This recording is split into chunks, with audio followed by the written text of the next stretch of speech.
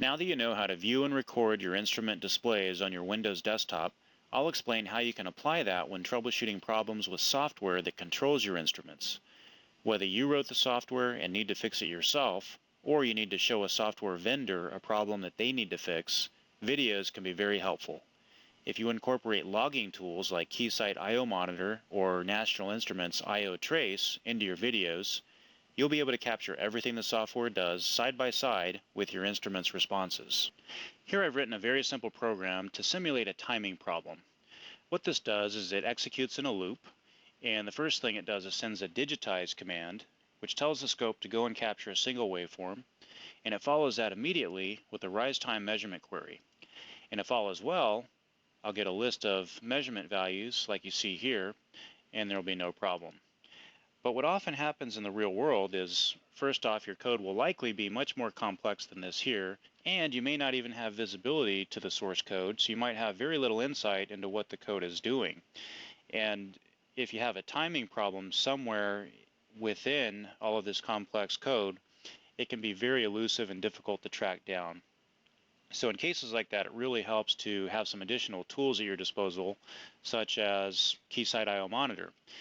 What this will do is make a log of all the I/O transactions happening between your code and your instrument.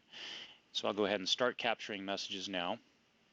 And now this particular scope also has a similar feature that you can enable from the scope's front panel itself, and it's called the remote log. The way I get to that, go to my utility menu, and then options and remote log, and I'll enable that.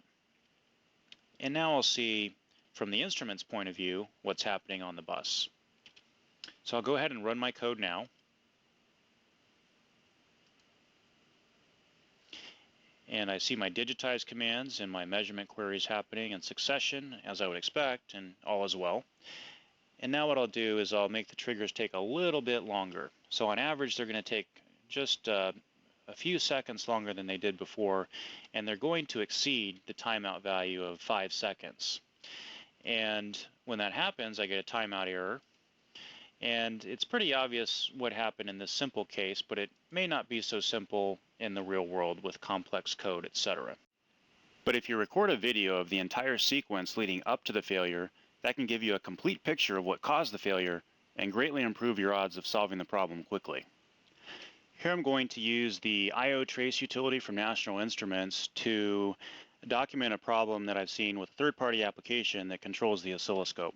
Now this third-party app, it has sort of a virtual front panel, and it allows the user to control the scope in a basic way, and it brings in waveforms that update in real time, etc.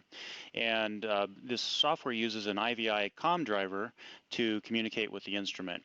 And from the perspective of a casual user of this software, well, first off, it doesn't work very well. When you try to do anything, essentially, you see errors.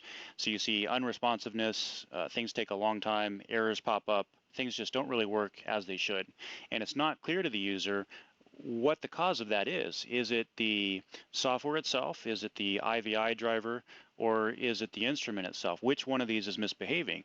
So a case like this can cause a lot of finger pointing between companies. Maybe a test equipment vendor says it's the fault of the software vendor and vice versa, and the customer is stuck in the middle, unable to get their job done. So this can be very frustrating and confusing, and this is really a perfect example of when it makes sense to create a video that shows all the interactions between software and hardware and to leave little doubt about what needs to be fixed. So what I'm going to do here is use I/O Trace to capture calls to the IVI driver that this software is making. And to do that, I go into my options, and under the View Selection tab, I have NIV selected here. That'll just show me the basic ASCII or Skippy commands being sent over to the instrument. If I select any of these IVI drivers here, you'll no longer see that view. It won't show you both simultaneously, but you will see calls to the driver. And in this case, I want to capture calls to the driver. And I also am interested in what's happening on the instrument side. So I'll enable the remote log feature. Okay, now I'm going to go ahead and run this software and we'll see what happens. I'll speed up the recording just a little bit so we can quickly see all of the errors being generated. And we can see in this particular example, there's a driver call related to the math function.